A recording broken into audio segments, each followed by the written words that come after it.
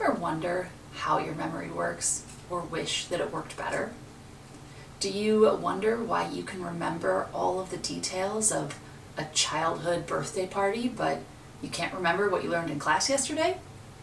There's an entire section of cognitive psychology dedicated to memory, how it works and how we can use it to help us remember more effectively. So let's go ahead and take a look at this part of cognition that focuses on memory. Today we're going to take a look at the types and structures and the processes of memory and how do we get that information into our memory. There are a couple of different models of memory that contain different structures to help us understand the way that our memory works, and there are a variety of different techniques that we can use to help move things into our long-term memory. But first, let's talk about the types of memory that we have. And really they can be broken down into two categories. We have what are known as explicit and implicit memories. Explicit memories are like facts. We also call this declarative memory because you can think of it as something that I can declare. I know what this thing is. So facts, general knowledge, information about our lives, things that we know are referred to as explicit memories. We have episodic memories, which are again those episodes of our life. So remembering specific events and the details of those events of things that have happened to us, vacations or holidays, special events, concerts, and being able to recall that information. Or we have what's known as semantic memory, which is the meaning of things. So think about the things that you learn in school. Learning about different topics or subjects could be filed away into our semantic memory. On the other side, we have what's known as implicit memories. Implicit is also referred to as procedural memories. These are the actions, things that we know how to do. It doesn't necessarily require conscious recall. They're things that we can do without really thinking about it. So these are going to be the actions like riding a bike or tying your shoe. Anything that's more behavior based that we have memory for, that is going to be part of our implicit memories. And both of these can be improved or enhanced with understanding neuroscience.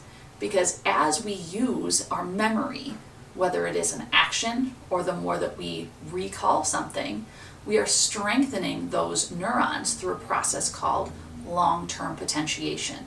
Meaning the more we use those neurons, the more myelinated they become, and the more myelin that's on a neuron, the faster it fires and the quicker the recall becomes. And so we are able to do something over and over again, quickly and effectively, and in the same way, the more we practice it. It's the reason why they call it muscle memory. So those are the types of memory that we have, but how does memory actually work? The most popular model of memory is called a multi-store model or the Atkinson-Shiffrin model of memory. And it breaks memory into three major components of sensory memory, short-term memory or working memory, and long-term memory. So the information that comes in from the outside world, things that we're trying to think about right now, and then everything that we have stored over time. Let's take a look at short-term memory a little bit closer because there is a second model that tries to expand on what short-term or working memory looks like. And that is this Baddeley's working model of memory. Here we break working memory into three components: the central executive, the phonological loop, and the visual spatial sketchpad. The central executive is the part of our working memory that directs processing and attention. So think about right now, if you're trying to focus on and remember what it is you're learning, that is what is in your central executive. Now, if what you're trying to remember are words, phrases, numbers, information, then you are probably trying to recall it using your phonological loop.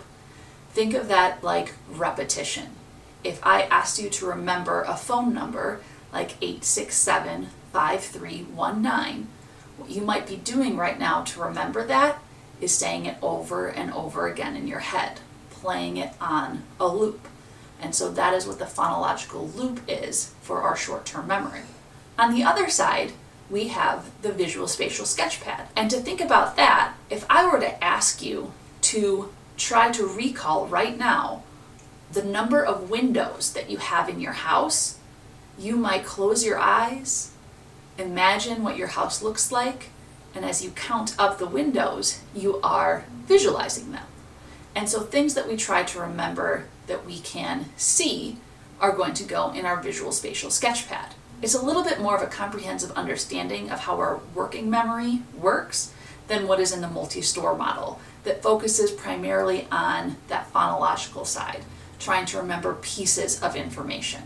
That we can remember 7 plus or minus 2, so somewhere between 5 and 9 items, and we keep it there via maintenance rehearsal. Again, essentially repetition. So again, a phone number, something that fits within that amount of information is what we can keep in our short-term memory. And then of course, there are different things that we can do to move that into our long-term memory. And we'll talk about those in just a second. But let's take a step back and first talk about sensory memory, because that is really where the memory process begins. Sensory memory is all of the information coming into our senses at any given point in time. Primarily things that we see and hear is what we are trying to encode into our short-term and long-term memory. There are 2 types of sensory memory, echoic and iconic. Echoic memory, if you can think of it like the word echo, are going to be those things that you hear. So all of the auditory stimuli that is entering in through your ears. Imagine for a second that you were walking down the street and you are trying to pay attention to everything that you hear. All of the sounds of cars driving past, airplane flying overhead, children playing in the yard. And as you try to focus on all of these different pieces of information, chances are you're not going to be able to remember all of it by the time you're finished with that walk. Only the things that you pay attention to are going to make their way into your short-term memory. But all of it is part of your sensory memory. And those echoic sounds are going to last in your memory for about 3 to 4 seconds before they fade away. Unless, of course, again, you pay attention to them. They might last a little bit longer in our short-term memory. The other type of memory in our sensory memory is iconic memory. So if you think of icons, they're things that you can see. And so again, if you go back to that idea of taking a walk down the street, think about all of the different houses you might see along your walk. If you tried to remember every single one of them by the end of the walk, chances are you're not going to be able to. The colors of them, if they're made of brick or siding, what types of flowers are out front. As you see all of this information, it is in your sensory memory, but again, only the things you pay attention to, you'll be able to hold into your short-term memory. But if you don't do anything with that information, even that eventually will fade away. Only small parts of that are going to make their way into your long-term memory. How we get information into our long-term memory can take place in a few different ways. Some things make their way to long-term memory without a lot of effort. That's referred to as automatic processing. The 3 major categories of what we process automatically are space, time, and frequency. Think of space like remembering where things are at. So if you forget your lunch at home, but you can visualize it, see it on your dining room table, that is space processing. Time is remembering order of events. So if you need to retrace your steps or recount everything that happened to you in a day, chances are you can go back and remember the major details. And frequency, of course, is the number of times. So if you see a friend 3 times this week, and you can remember this is that 3rd encounter, that is frequency processing. These are things that can make their way to our long-term memory without a lot of effort. If we need to put in some effort, naturally, it's called effortful processing. And that is where we're going to use some kind of conscious effort to try to remember it. And so that is the process of encoding that information into our memory. We'll of course want to store it there, and eventually we will want to retrieve that or pull it back out. Some final notes about getting information into our long-term memory include the levels of processing theory. And this focuses on how we can deepen our processing in order to ensure information makes its way into our long-term memory. There are 3 levels of processing in the levels of processing theory: structural, phonemic, and semantic.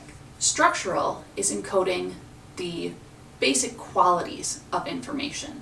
It can help you move things into long-term memory, but it's kind of that surface level type of encoding. Phonemic is going to be the sounds of the words or the sounds of the information you were trying to encode. And semantic is the actual meaning. And when you think about the meaning of the words and phrases that you're trying to put into your long-term memory, the deeper that you go in that encoding process, the more likely you are to get that information into your long-term memory. Some different tips and tricks that you can use that will help you include mnemonic devices. Mnemonics are visuals that you can tie to words, meaning, and phrases that will help you remember things better.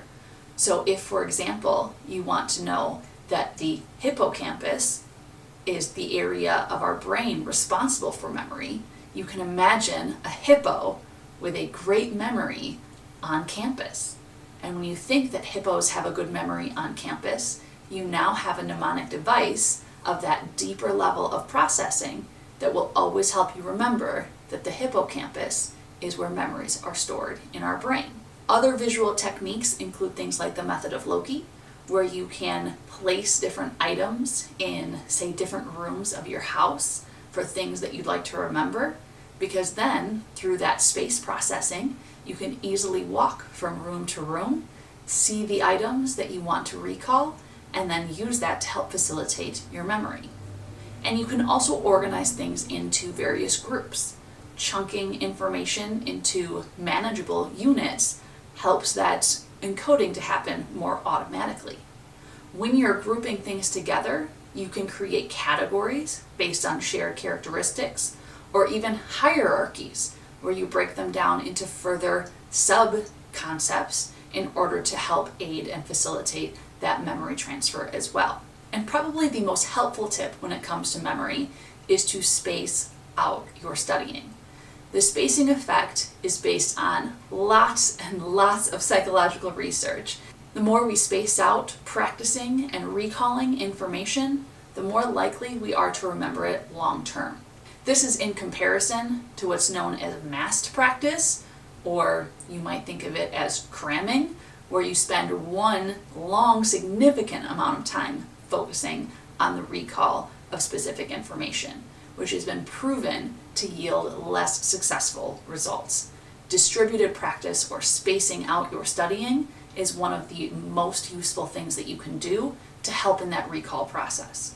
Now keep in mind, when you are studying something or looking over information, you can also fall victim to the serial position effect, which says that we tend to remember the first and last things that we were exposed to. Let's say if you're trying to remember a grocery list, for example, because you start at the top and go to the bottom, and you do that over and over again, recency effect is going to tell us that those last things that you saw, the most recent ones, you're going to remember. And the primacy effect, the first things that you kept going back to over and over again, are going to be the 2 areas of the list that you remember most often. The things in the middle are most likely to be forgotten. So even when you're studying, changing up the order helps to combat the effects of that serial position effect. These are just some tips and tricks that you can use in your own life when it comes to trying to move information into your long-term memory. Next, we'll talk about why, even with your best efforts, you're still going to forget some things. So thank you so much for watching, and as always, remember, be kind to your mind.